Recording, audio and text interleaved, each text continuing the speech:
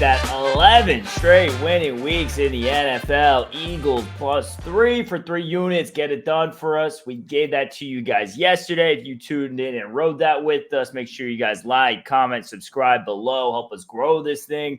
We split in the NBA, had the over in the Knicks game and the side with the Knicks, but another winning night and 11 weeks in a row in the green, John. That's one hell of a run right now. This takes us up to over 50 units in the NFL season, 11 weeks in, 3-unit bet. Eagles +3. We threw that out there early in the week. As soon as it topped out at 3, it don't get any better than this, guys. So we finished the week 3-2, and just when you go 3-2. And it at 60%, and that brings down your yearly average. You know you're doing something right, and that's what we're doing. Now, if we could just get the NBA to play along, we'll beat the numbers every day. NBA, we took Knicks +3.5. That game closed 2 or 2.5, and before halftime, that game was over. What we did successfully was get the total. Very rare. But I do go over sometimes, not just under, but it's rare for me to go over. And that was a spot that just called for the over. We went over 212.5 in the morning. Game went up to 214.5, and we catch the over there. So if the NBA would start to come along a little bit, then money, we'd be filling up the boxes and the under the mattress with the cash. So let's get that started today. Today, I'll tell you guys right up front, I do not have an NBA bet, but stay tuned because we're going to go over the Thursday card today. Thanksgiving Day, 3 football games. We won't be doing a podcast Thursday. Me and Ben are going to go eat turkey. We'll still be working, still going to be here, just not going to be able to get the podcast. I need a little time for the families. So stay tuned. We'll go through those NFL games. But then I'll show you why I don't have an NBA bet yet today. But again, 11 straight weeks, +50 units, 3 NFL bets out already for this week. Guys, you're going to want to become a member. Yeah, absolutely, guys. It's absolutely hot. Couple of bets already out for Week 12 in the NFL as well. John, let's actually start with the NFL games on Thursday. Now, when people, if they come back and rewatch this the next couple of days, they don't got to go through the NBA a couple of times.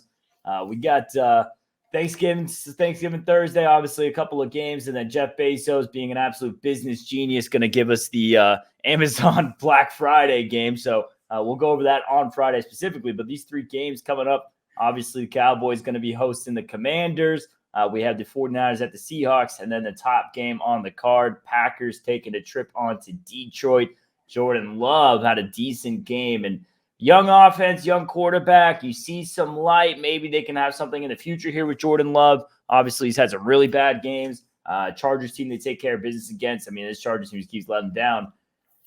Jones, he gets banged up. Wilson, he gets banged up. So a couple of backs hurt. Alexander, he's missed a few games. Campbell, waiting to see what's going on with those guys. So a pretty banged up Green Bay team takes on a pretty healthy Lions team. Lions, they faced the Bears. It was one of those tough, hard-fought games. They were down big late, had no business coming back and winning.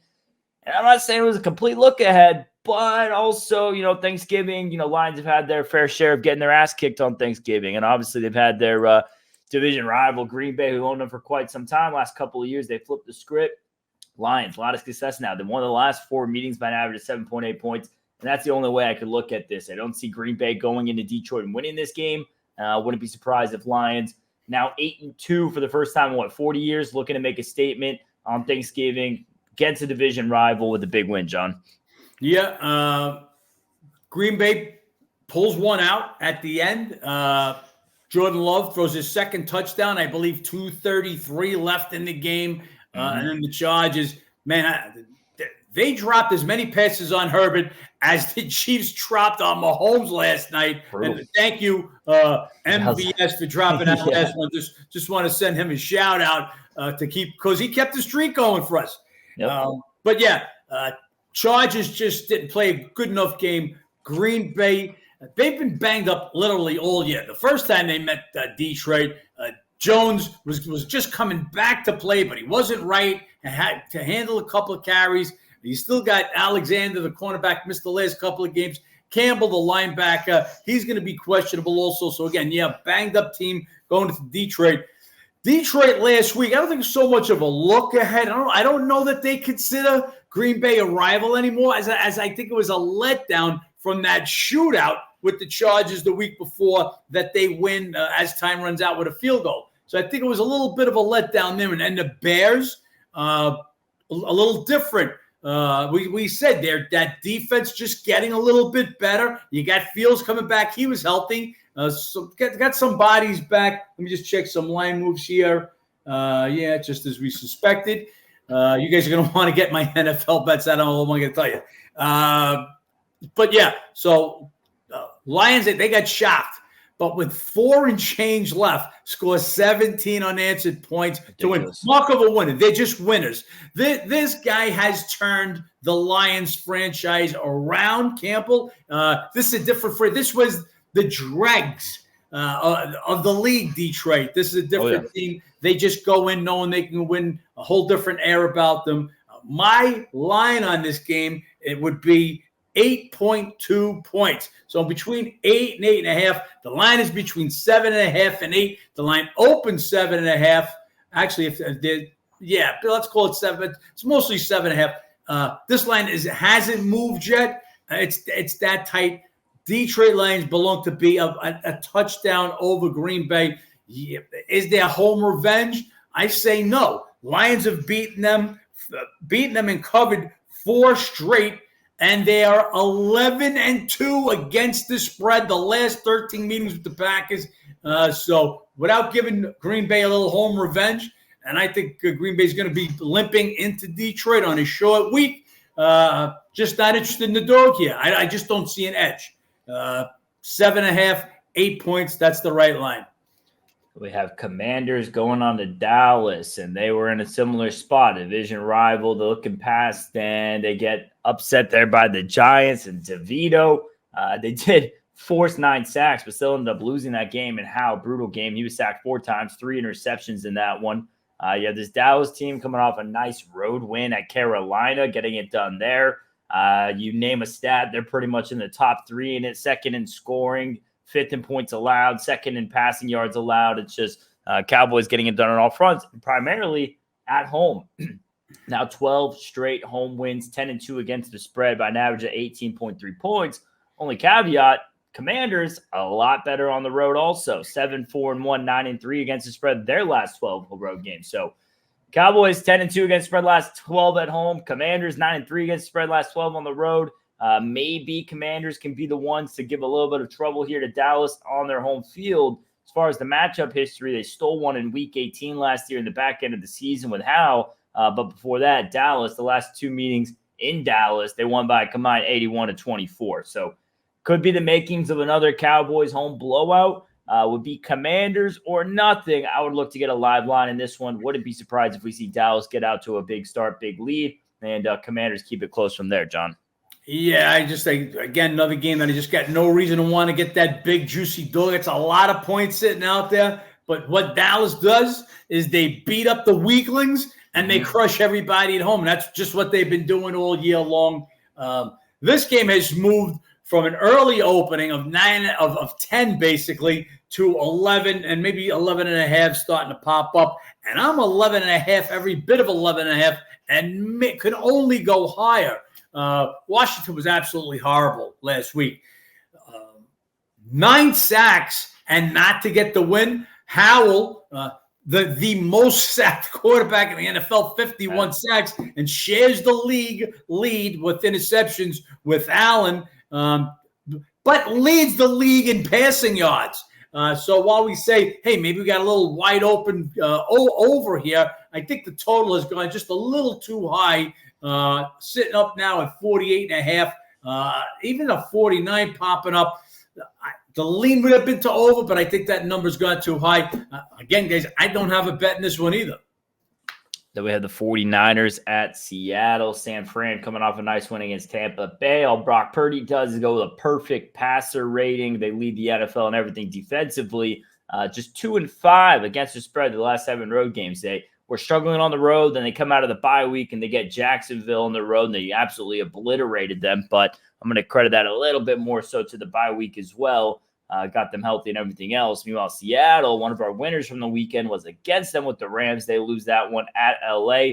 Geno Smith gets hurt. Walker, he's going to be doubtful. Adams, the safety's questionable. So a limping Seattle team coming for this matchup. Depending on how healthy Geno is, depending on how healthy Adams is, everything else would be a lean here to Seattle. They used to really own this matchup. Obviously, that was back more in the Russell Wilson days. Last two meetings last year, San Francisco just beat them both. So would be a lean here to Seattle. Need a bit more on the number. Would want that full touchdown at 7. But of all the dogs on the card on Thanksgiving, this would be my favorite, John. Can't be my favorite. Look, not only did the Niners beat them in both regular season games, but manhandled them in the playoffs in the wild card round. San Fran is right now by far the best team in the NFL.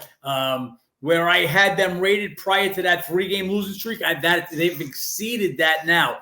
You don't get better than perfect, and that's what Purdy had, a perfect passer rating in his last game. He leads the NFL in QBR, which I find neglected to say in the last game. You know who's second? Dak. For all the shit talked about Dak, these last few games, which was another reason why I just can't find myself to get on the Redskins that big number. I believe it is I think the last 4 games, I think it's 13 TDs, 2 interceptions. So, yeah, Dak's second in QBR, and they're talking about trading him and starting Cooper and whatever else they're talking about because these are guys who got nothing else to do but fucking talk. Getting back to this particular game, like I said, Purdy perfect. CMC starts a new touchdown record now after Smody snapped the other one at 17 straight. He missed one, and he scores a touchdown in the last time out. Everything just working on all cylinders for this 49er team. They come in healthy. Seattle, they're going to come in banged up. San Fran healthy. Do I want to, even if Geno Smith plays, he's going to have an elbow issue, okay? The running back's going to be out. Walker's going to be out.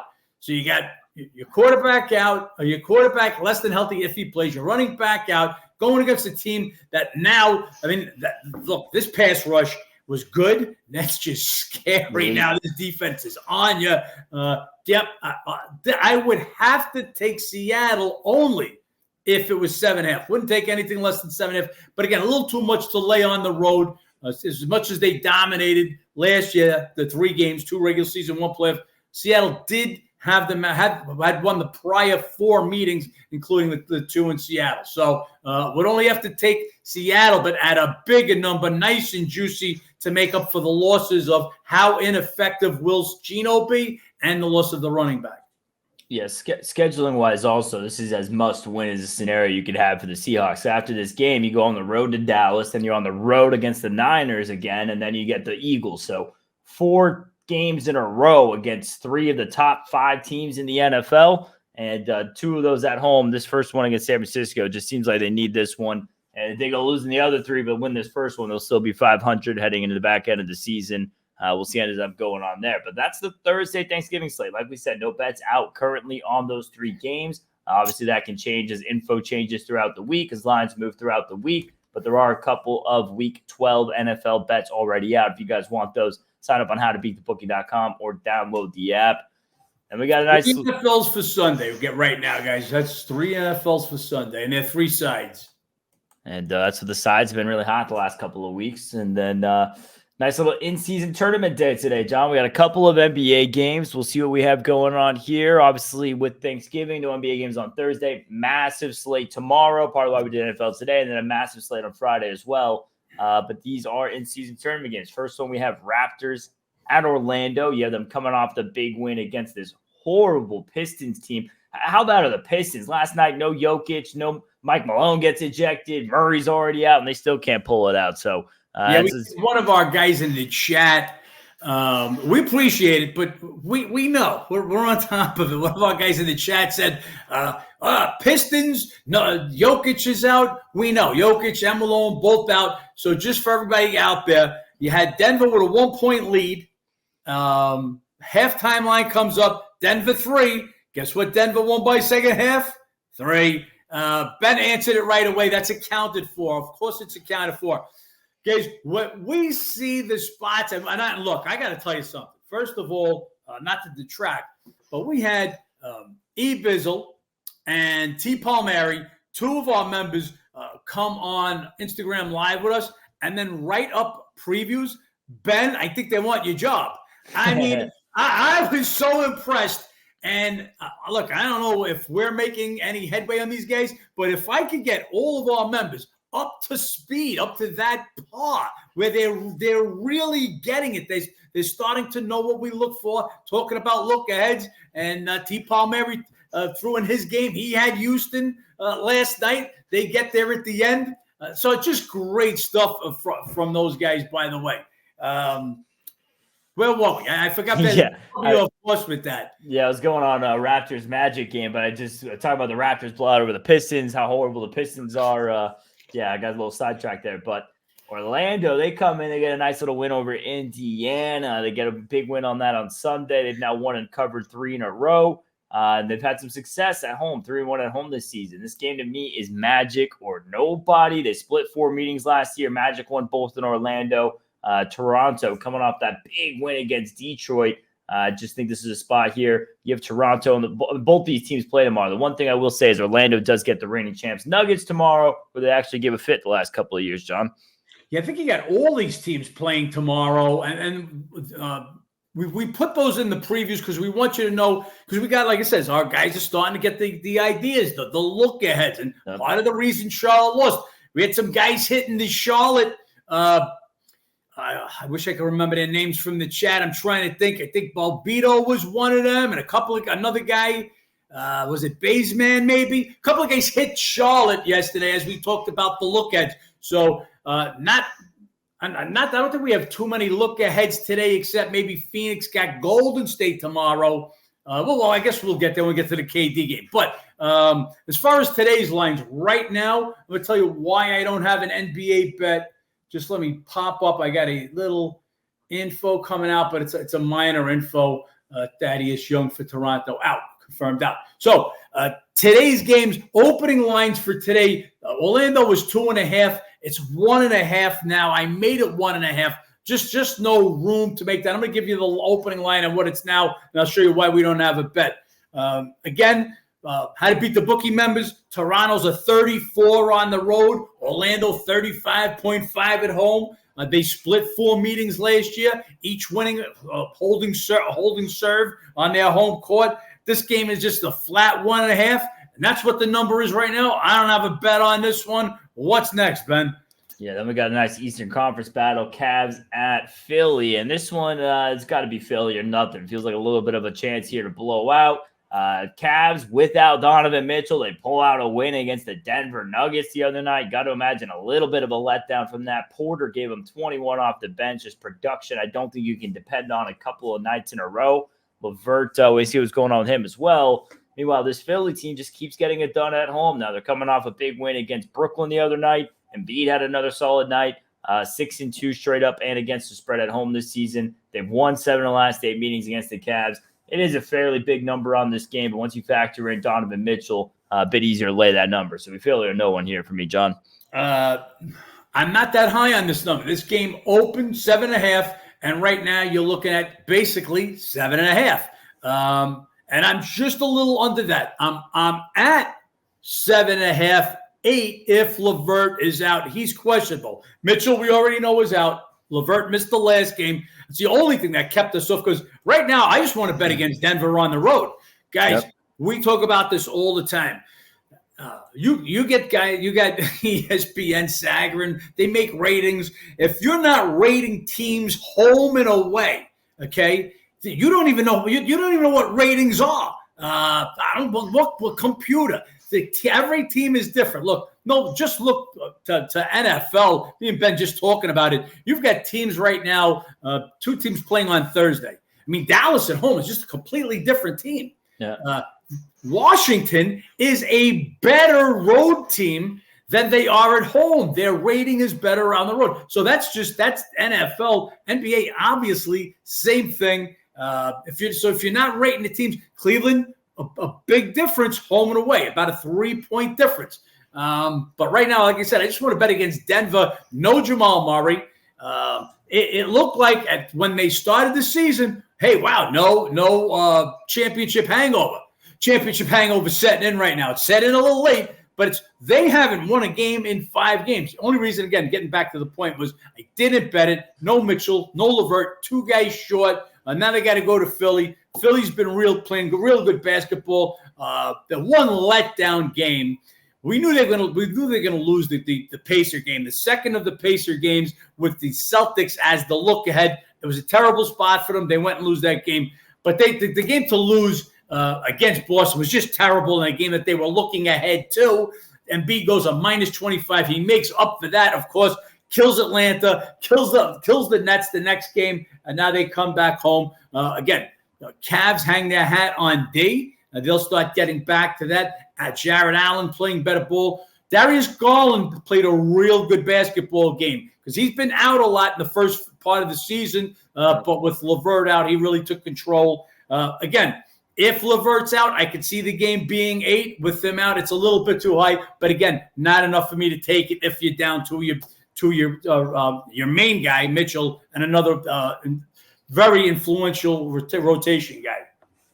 Then we had the Pacers going on to Atlanta. Pretty fun matchup. I mean, you got 2 high-scoring teams here. You got point guards who play very similar, scoring, passing, playmaking, you name it, they do it. A couple of guys that are up there in the leagues and leading in assists. Indiana is coming off a loss to Orlando the other night. Halliburton, horrible game after having 32 assists, no turnovers. He shows up with 3 assists, 4 turnovers. So a little bit of regression in his play. But Indiana lead the league in scoring, 29th in points allowed. Hawks coming off a loss to Philly. They are now just 2-4, 1-5 against the spread at home this season.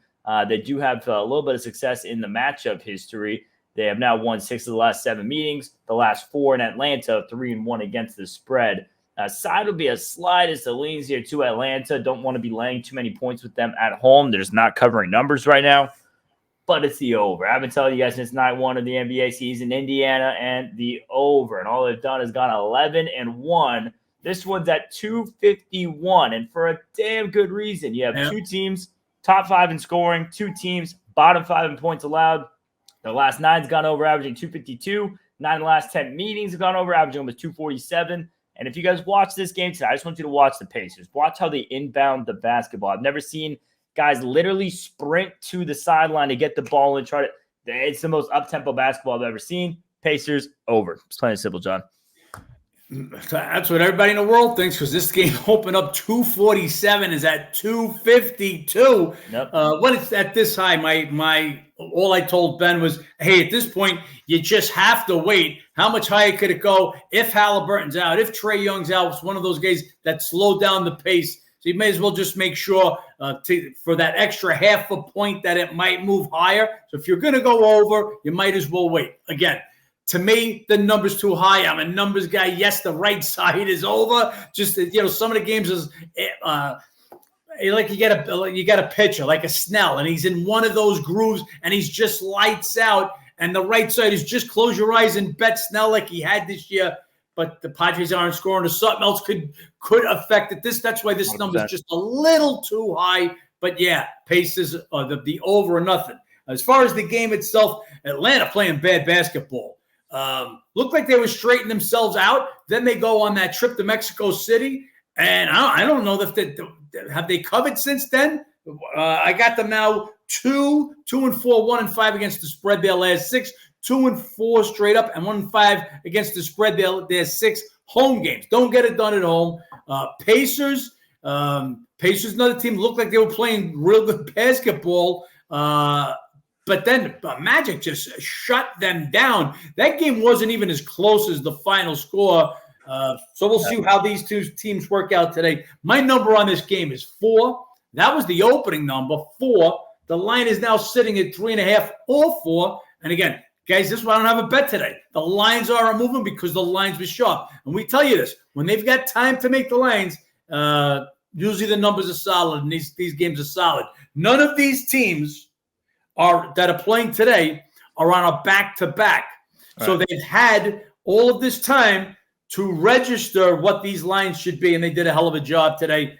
So far, like I said, the three numbers right on target. You'll see the reasons we didn't bet either of these next two. Then we have Blazers at Phoenix. Portland demolished by OKC the other night, 134-91. They allowed them to shoot over 60% from three. They've now lost 7 in a row, 2-5 against the spread, and they're scoring just 95 points per game their last 4. Portland not getting it done. Phoenix coming off a big win at Utah, double OT. They win both games in the 2-game set at Utah, but they don't cover either number. And since Booker's return, all they've done is average 134.7 points per game. So based on those two numbers alone, you can see why there's a massive spread here. Blazers lost 7 in a row, scoring 95 points per game their last 4. Suns won 3 in a row, scoring 135 their last 3. Tough to break that, but Suns do get Golden State tomorrow, front end of a back-to-back, and Blazers took 2 of 3 last year. So lean here's the Portland. A lot of points on this game. It's just tough. They haven't been getting it done, but they do get Brogdon back, and I think that gives them a lot there point guard production-wise, John. They expected to get Brogdon back. Now, just bear in mind, Brogdon hasn't played since November 8th, so if he plays, I would expect limited minutes. More so to watch here is KD's availability. I put in the preview today, and I put in there for a reason. So I want all my guys that had to beat the bookie members, if you're watching this, because sometimes it's just too much to type every single thing. Pay attention to the lineups tonight. KD played 46 minutes in that double overtime. Booker, 43. That I didn't put in. Booker, remember, just 3 games back from the injury. Golden State tomorrow, a team you figure you should skate by. Does somebody get the day off today? So you're going to watch the lineups of that. Other than that, Portland's the worst team in the NBA with or without Portland, with or without Brogdon. As bad as San Antonio is, Portland's still worse than them and Detroit. That being said, Phoenix had a rough time. Two rough games in Utah. As Ben said, didn't cover either. If you saw that the last game, I mean, KD fouls Markkanen.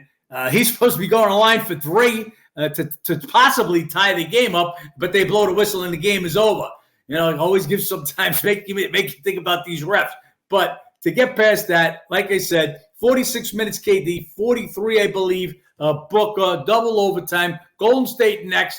You got a team that, by my numbers, my ratings say Phoenix is 16 points better than Portland at home than Portland is on the road. So there's already a little leeway thinking that they might take a little break. Look, even if not, if they both play, here's a situation where you get that 15, 18, 20-point lead, and you're going to see a whole bench of KD, Booker, all your starters on the bench, and you have those B-team Suns out there. So right now, you've got to be looking for the lineups. As I said, the opening line last night, yesterday afternoon, 13.5, minus 0.5, and the line now is 13. So it's moved all of 5 cents. Again, no bet on this one. I mean, that's because the line hasn't moved. If everybody plays, that line might be a little low, but do I want to get caught with all the guys sitting on the bench in a backdoor type of situation? It's another game I'm probably sitting out, but we'll wait to see where the line goes and what the lineups are. Last game on the card, Jazz at the Lakers. Obviously, Jazz coming off 2 tough games against Phoenix, the double OT game. They go 3-0 against the spread on the quick homestand. And then you have this Lakers team. They pull it out against the Rockets the other night. They don't cover. They're getting it done at home, 6-1 straight up, but not covering. 2-5 against the spread. And Jazz, they split 4 meetings with the Lakers last year, but they covered all 4. Coming off 2 losses to Phoenix, where they covered, kind of has the feel like the way it's been going with the Lakers as well. They're winning, not covering. Feels like a game Lakers are going to win. Jazz covers. Not going to get in on this, just with Jazz coming in off the double OT game. Add in the fact Lakers get Mavs tomorrow. Tough to lay that many points. So ever so slightly, I lean to the Jazz in this one. Really don't want to be backing a team coming off 2 tough losses, double OT. Just has a feeling they're going to hang around the number in this one. Yeah, the only reason it's not a bet for me this game is because I make the number higher. My numbers have Lakers 9.5 points better at home than the Jazz are on the road. But as Ben said, Jazz covered all 4 last year. You've got the Lakers with the Mavs tomorrow. LeBron plays 40 minutes in his last game to get by Houston. With the Mavs tomorrow, do they get LeBron and AD less minutes tonight? Try to play both games in a game that they feel that they should win. So my numbers are higher, but they're taking all of that into account. They shrunk the number down. And that's why I don't see room for Jazz there. If they came with the 9.5, the number that I make it, then there's reasons to like the Jazz. Because like I said, now you're asking the Lakers to win at home by double digits. They just don't cover at home, as we saw the other day with Houston. What are they now, Ben, at home, their record?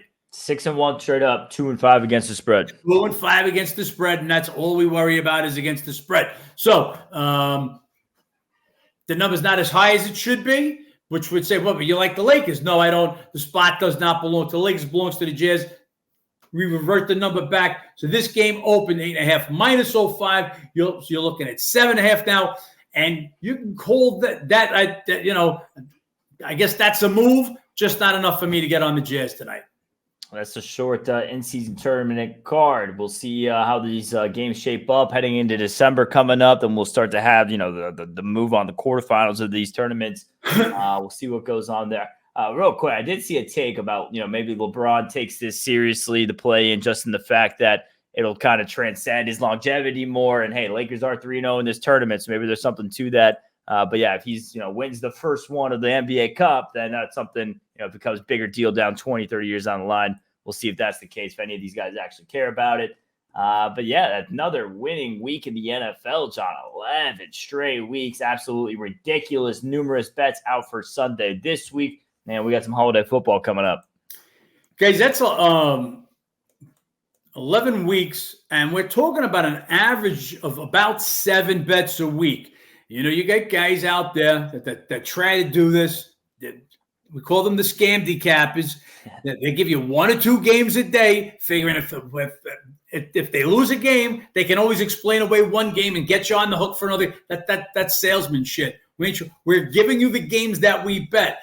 If we only have an edge in one game, well, like today, we don't have a bet for today yet. Now, we've sent out some bets today for NFL, but I don't have a bet yet for today. I'm not going to just send something to keep guys buying. No. I give you what I bet. So no games yet today, but our NFL, which is a lot of bets, 7. It's an average of 7 a week. And although this week was only 5, 3-2 this week, so that percentage to win every week for the first 11 weeks of the season, hitting, we're going to say north of 65%. Is it now, Ben? I haven't looked at. Just over 65. At that amount of bets is, you know what? I even impressed myself, Ben. I got to be honest. I haven't impressed myself this year. Yeah, it's a crazy NFL run. If you guys haven't been a part of it, you should. If you guys tuned in yesterday and got the Eagles bet, like we said at the start, make sure you guys like, subscribe, comment below. Help us grow this thing a bit more. John, no bets today. Hopefully we can find some action for this massive slate coming up tomorrow in the NBA. Make sure you guys tune back in to get that breakdown. Yep, we're going to work right now on tomorrow's NBA. Again, we gave you the NFL today. We won't be here Thursday, so we're here tomorrow, not Thursday. Whoever doesn't tune in tomorrow. Happy Thanksgiving, but I don't know why you wouldn't. We got an NBA slate that we're going to find some spots there. As I'm looking and talking, we got some Magic moving just a little bit, 1.5 minus 15 and something too. Anyway, that's it, guys. We're going to wrap it up, and we will see you back here tomorrow. Tune in every day. 11 straight winning weeks. Nothing for Thursday. Friday we'll tease you with some of the NFL bets that I got, but you want to become a member and get those numbers early. Last week we sent out Rams plus 1.5 on a Tuesday. As soon as we know Stafford was in, Rams closes a 2.5-point favorite. Rams 1 by 1. If you bet on Sunday, you are a loser. Guys, become a member. Let's make some money.